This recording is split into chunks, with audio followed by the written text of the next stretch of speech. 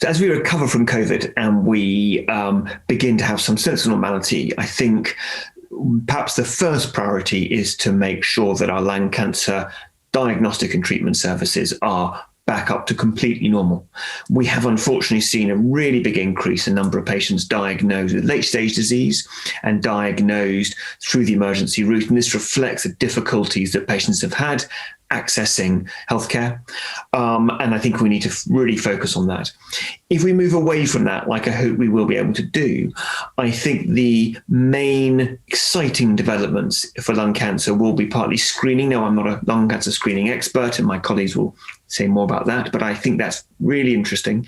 If we think more about the treatments of a lung cancer, I think the arrival of neoadjuvant treatments, in other words, those before surgery in the curative setting, but also adjuvant treatments after surgery in the curative setting. This is really exciting.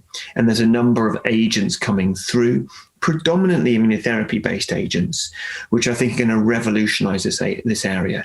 It may well be that in a year's time, when we're having a similar conversation, when I hope COVID's a distant memory, that we will be talking about giving people chemoimmunotherapy before their surgery.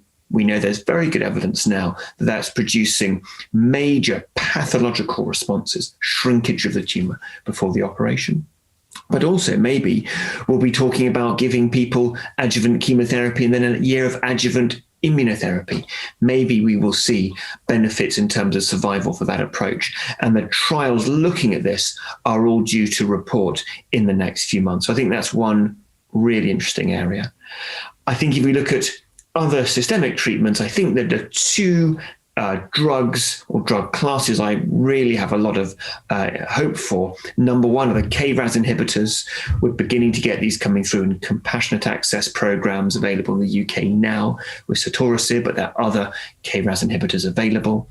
And the other very interesting drugs, I had a great talk from Jurishka Naidu about this, are the antibody-drug conjugates. And in fact, both these areas are in the translational session on the Thursday at 2:00 this week. And I think those two classes of drugs really are the ones which I can see coming into routine clinical use in the very near future.